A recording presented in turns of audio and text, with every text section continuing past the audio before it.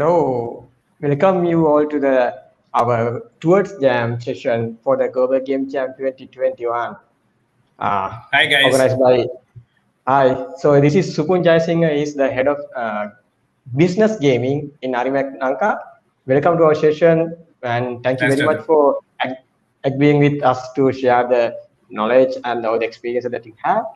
Apart from that, Supun is actually previously worked in game-related project in Dialogue. It's called Dialogue Gaming, and he's also a avid gamer, play many games. I think you also have a PS4, I think, Yeah, yeah. waiting for the five. With the stocks. Okay, all the best. So we are going to talk about how to get a good idea for your games and how to make your idea to the next step. So over to you, Subunaya. Thanks, Chatu. So, good evening, everyone.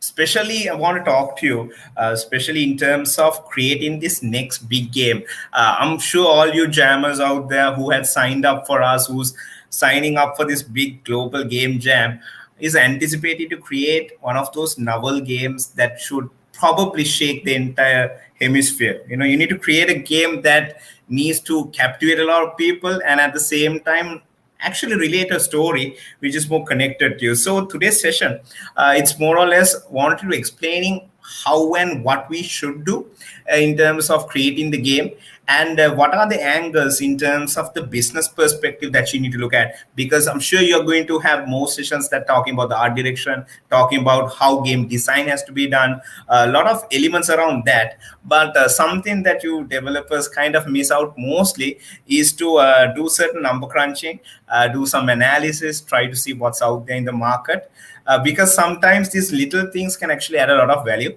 And I feel that this session could hopefully help you and at the same time inspire you to do more things. So let's get on with it. I would like to start off talking about trends. See, any market, it's good that if we are to understand what's actually out there, what are the trends out there, what are the things that's happening in the industry, because most of the things that we do kind of goes in the same direction with the trends. I'll give you an example. If you take a game like Fall Guys, a massive hit. A lot of people wanted to play this game. Now keep searching Fall Guys in Steam and then downloading it. And those are the PC players. But if you look at the mobile players, the mobile gamers, they're also searching for Fall Guys, and they unfortunately it's not there on mobile. But there are guys like Stumble Guys, and there's another game which is on the same, I think, Fall Dudes. So these games goes in the line of creating the same experience, but on mobile. So the trend is that you really have certain kind of a game genre that's taking up, a game style that's taking up. There is a lot of traffic that's getting generated towards that. So it's best to leverage on it. One of the first or the key things that I want to explain is the platformer play. There are a lot of platforms that's coming into the industry, and it's not the predominant Steam that was in the game for a long time. There was a time where it was pretty much clouded with only Steam, but now we do see a lot of mainstream platformers coming in, especially Epic taking a big hit in terms of converting most of these developers also to that angle. So if you're a developer, if you're trying to do your publishing, I would recommend you to try to see more and more of these platforms, see most of the elements that you can leverage on, and probably take more advantage over most of these platforms. And for instance, Epic Games is never a store that we thought would outshine Steam, but now we know that the continuous giveaway of free games, continuous giveaway of a lot of offerings gets us hooked to be in this platform. And I think they're in for a long haul. So they're in the platformer game, so platformer play, and we feel that there'll be more and more titles that will come here. And games like Cyberpunk, came across all these platforms and created a big play. Another point I would like to talk about is the diversity. See, more and more gamers, they're looking out for different ability or different genre of games. Yes, we have seen certain games like the platformers, a first-person shooter. We've seen arcade games, arcade races, pretty much the same. But you're trying to look for a new novelty. Like, for instance, you have RPG games, but is it the same game that you want to keep playing? or you want to look for novelty. A good example would be Animal Crossing, which came out of nowhere, and it's hitting that 46% of female gamers out there, which is actually a growing number.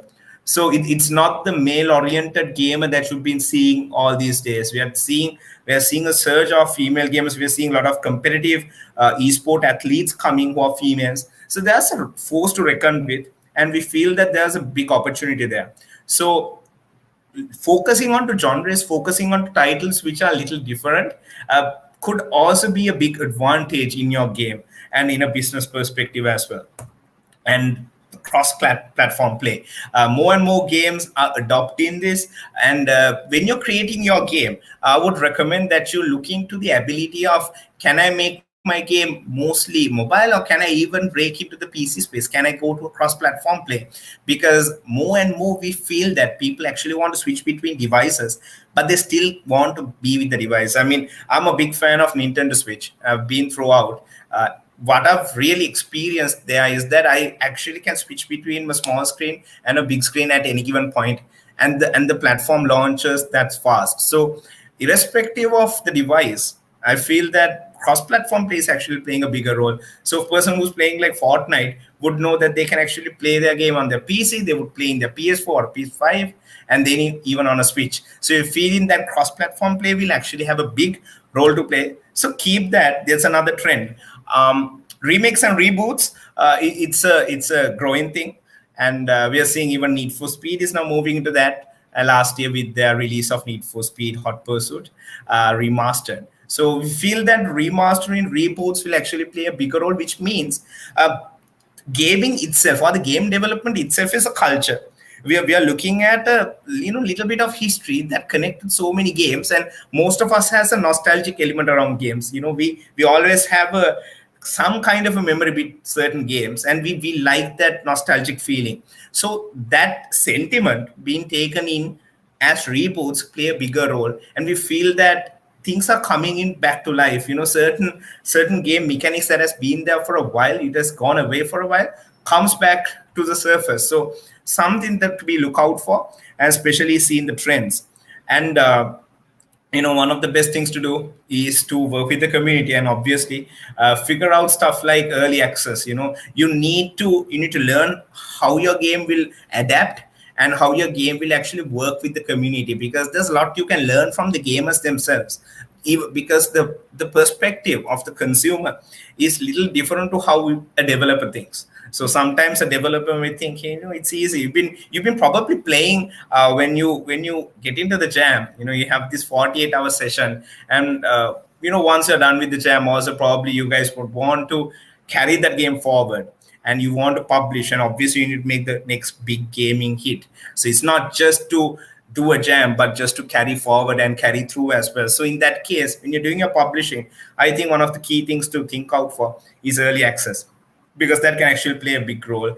I know this game has been hated by most of I would say, the console players. There's so much of drama around it, but I think everything, like what I've been doing is, for the last, I would say, couple of weeks or so, I've been looking into most of these reviews and feedback from most of the gamers, and I myself tried playing the game. What I've seen is that there are so many things around it which actually captivated the audience. Like, for instance, when Cyberpunk was initially introduced, or when they initially talked about it, I can still remember they were saying things like there'll be flying cars, there'll be things which we feel larger than life. So in a RPG setting, we wanted this role-playing game in this massive open world to take us to a whole new dimension. And people actually felt that they were let down, and there are a lot of broken promises in that game. So something that I think you need to avoid in your game, especially when you're connected with the community, is that you need to be as open as possible, and you shouldn't lie at all. Because if you make a certain white lie, if you do those promises and if you can't keep up, the community may not be very, I would say, okay with you. They will not be very adaptive with you. They would actually try to reject you, and probably not see a good success factor coming after. Because something that CD Projekt Red had as a problem is that they actually had good success with Witcher, but and they expected Cyberpunk to follow suit, but unfortunately didn't. So something to be mindful of. These are the elements that I like to break away from copying, or rather, sorry, I want to break away from the trends and to tell you guys that there are so many things in terms of your development. Like I said earlier, you have to find that niche, but do you really need to copy something exact carbon copy? There's a lot of inspiration you can learn.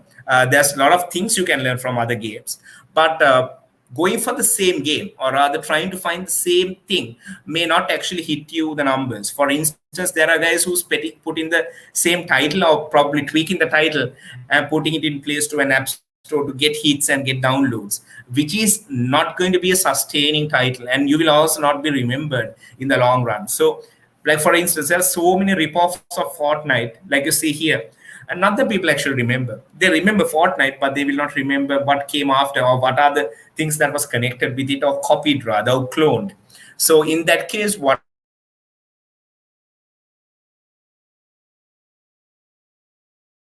I would say that you definitely should take inspiration, because there are a lot of lessons learned titles, and you can definitely learn from those mistakes and then apply it, but at the same time find your niche, because that's a key, especially when you're trying to publish, or when you're trying to look for a publisher.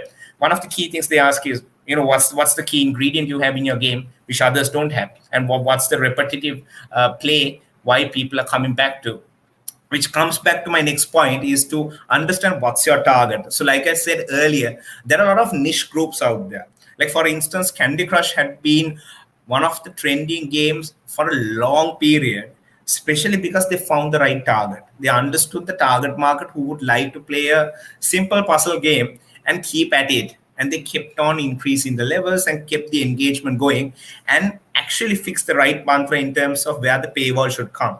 So indeed, most of these games that are in this avenue of having a in-app purchase model, they try to find it difficult to monetize. So one of the key things for you to understand is that you need to get the person to be hooked. The player has to be so hooked in your game, they actually don't mind spending time, and more time you spend, the chances of you going for those in-app purchases are high. So doing your precision and doing your right elements in the game, it's important. So it should never be in the space of pay to win, because we've seen so many games out there were shut down simply because people thought it's pay to win. And pay to win doesn't work. But if you really can figure out the elements which you feel like the person actually have affiliation with your game, that's where you actually monetize. So Fortnite is a prime example. You keep putting skins after skins, you keep more and more seasons coming at you, and you want to go for your battle pass. You need to have that, because that there's more content for you, and you really feel value for those V-Bucks. So that's what I'm saying. You need to find your right target and then leverage on that. And quality is a key. See, something which I strongly tell all you developers out there is that when you're doing your game, maybe the graphics, maybe the VFX, it could be the audio effects, you can have this little element. You feel like, it's not as polished as I thought my game is. There are certain lapses that you have. And I am a strong believer. I feel like I'm a strong believer of having things to perfection quality. Because if you really don't have that perfection, say for instance, it could be a simple gesture, or it could be a simple effects that you put when you're having a blast. You have those little particle effects. Sometimes you miss them. Sometimes you're like, hey, look, I don't want to put this. But a little effect or a little value addition can play a big role. So keep in mind, quality is something of essential. So try to be at it. And the visuals, there is a notion where people feel that having a good visual can actually give a big advantage in a game. Yes, because your first impressions play a big role, but visuals is not everything, mind you. You can have more stunning visuals, the games that can actually be so cool. So this is Dirt 5, and if you really put a person out there and ask if this is a real car or a computer animated, it's very hard to figure out what's right and what's wrong, or in terms of what's CG and what's not. So you can see that the quality is going so high, and probably the next gen consoles coming in, we do see that a lot of things are actually hitting us on that space. So having that doesn't mean that you need to develop games at that level. Yes, high better visuals can definitely get better eyeballs, but doesn't mean that it's everything you need. Excuse me. For instance, Among Us, frappiest graphics, you may say that these graphics are so outdated, so mundane, but still we do see that people love the game, and there are a lot of people having repetitive play, cross-platform play, and we're seeing a lot of people getting totally hooked onto this game simply because it is a title to be reckoned with. And again, visuals, yes, there's a big play, but gameplay has a bigger power, so keep that in your mind. And best example is Minecraft. 10 years down the line, still the game is being played. Yes, there are mods. Yes, there are visual effects, and yes, you're talking about ray tracing and putting this game to be a next gen game. But still, if you really think of it, the hardcore Minecraft player would just love the game for the gist of how it is and what it is all about. It's mining, it's crafting, simple as that. You mine what you have to mine from this world, and you craft what you like to craft in the world. So which is a very simple concept if you really look at it in those words, but if you put that into perspective, it has become such a massive open world, and where people actually have such a belonging to their worlds. So another thing to be mindful in terms of your creation, so it has to be something niche, and in terms of the visuals, you don't need to actually worry too much, but as a fine line that you have to play with. Make the game streamer friendly. So this is a debate. I would say this is my own opinion, but I've seen games gaining success with streaming, and some games not gaining success being just having a stream out there as well. But making it streamer friendly, it's something that you need to think of. See, most of the games out there back in the day when we were playing, still I'm playing, but different story. But mostly there was an audience who liked to consume the game, as in you like to play the game. But nowadays we are seeing a lot of people with the time pressure, with the timing, that you actually don't have that time to sit down on a place and get onto a game or immerse yourself to a game. Therefore, streamers actually play a bigger role in your game. So if your game is streamer friendly, I've said it many a times, I think that's a big takeout, because then you're creating that repetitive play for a streamer, in turn will get more people to get into it. So it's a psychological effect where you keep seeing something and you want to get into that kind of element. So making a game streamer friendly is something I feel you need to be very mindful of. And coming to a conclusion, I think this is the biggest takeout. You need to create something that gamers want. It's something that they need to crave for. For instance, if you take a game like Cyberpunk, we all were in that craze of synthwave music. We wanted that cyberpunk style. We wanted that sci-fi futuristic looking kind of atmosphere to live in. We created an atmosphere which kind of wanted us to be immersed to. Like when you're watching Ready Player One, I'm sure most of you would have, and enjoy the fact that it creates us that immersiveness. It's something that you look forward to. So same thing has to be there in your game. It should create an excitement or a simple element that get people to get into, or rather why they want to consume your game, why they want to play your game. So that little niche is the hardest thing to find, but if you find it, that's where the big bucks are. So I think I've kind of wrapped up my session with that, Chatu. It's been an immense pleasure, and I want to wish all of you who's joining into the Game Jam this year, want to wish you guys all the best, and hope that we can make Sri Lanka proud and get more and more gamer developed in this country and take to the global stage. Over to you, Chatu. Yeah, that's a great session, Supun. Yeah, thank you very much for your time, and this is a really good content, and I hope our gamers and the people around here that will get more idea and to build their next game or game idea. Cool. So we actually got a few question also, and there's some few comments also. I want to say a few highs first. Sure. And thanks, Takshila, for joining. Hello, hi. and Gatisha, who's actually helping and commenting in our session. Thank you very much for joining. So we got a question. Can you explain this program in one word? This is a lecture, introduction, or competition. So it is kind of an mix of everything. So you will get. It's a jam. Yeah, it's a jam. And yeah, so it was answered anyway. So we got a good question for you. Considering mobile games, Hi, what is Udara. the best Yes. method? Cool. So Udara, yeah, one of my colleagues. So yeah, it's a question I would feel many try to answer, and I think the best way to overcome this, or right to understand it, could be looking at the case studies, because this is an industry that is so big, and we've seen a lot of people making success out of it. So looking at the success stories is the best way for us to understand this. So it's a very I would say, depends on the game. It depends on the content specifically.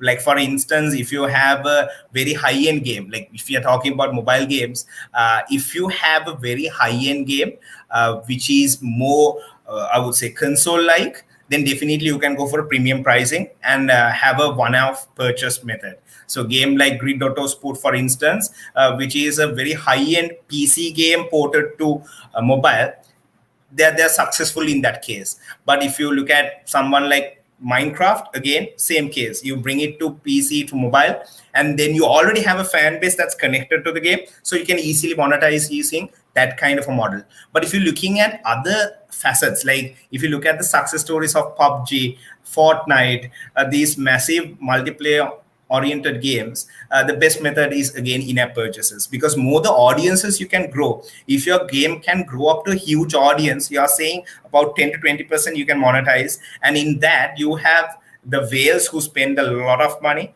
You're looking at people who spend about 5,000 USD. You're talking about streamers who does that, and there are guys who actually get into these I would say payment loops with the subscription modules attached to games. Because if you're really hooked on a game like Clash Royale has done it really well. Clash of Clans does it well, where you get into these little subscription methods, which really helps to a major content. So I think I answered the question. So it's very, I would say it's oriented towards the game. And then based on the game, I think you need to figure out the best mechanism. So understanding that and looking at the market will actually give you a better representation. Yeah. Adding to that one, if you're going for kind of a game like hyper casual games, then Yes. it will be more like rewarding ads. So correct. there's actually See, Shatu, the best example is, best example, Shatu. I think that's a very, very valid point on the hyper casual side, because, I mean, this is a deep test that we carried out in our organization. So in Arimac, we tried this. We tried it with different markets, and we felt when some people actually watch these ads or the rewarding ads, they actually don't mind watching that. It's not like a video that you get pushed in YouTube, for instance. It's not that you want to watch it just that 30 seconds, you have to wait and you will skip it as soon as you can. But these game oriented ads and rewarded ads actually create conversions also. There's a lot of conversion takes place simply with those ads. So yes, very valid point. Yeah, and we got feedback for you. So from Madhushankar, said thanks. You're welcome. And he also said this is so helpful. That's really sweet. Thanks, Madhushankar. Thank you. Yeah. So I think we actually covered everything, and there's another one from Gunasekar. Yeah. Thanks, Gunasekar. So I think